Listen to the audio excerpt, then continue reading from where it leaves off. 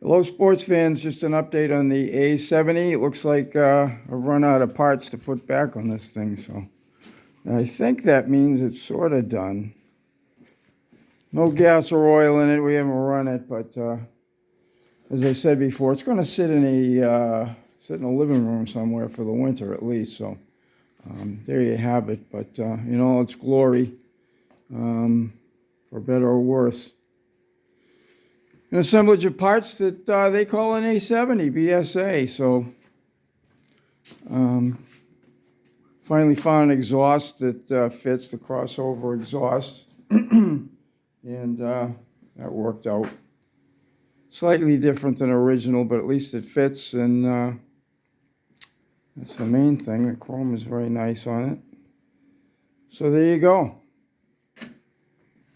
Now you can say you've seen an A70 up close and personal. Thanks for watching, and keep your stick on the ice.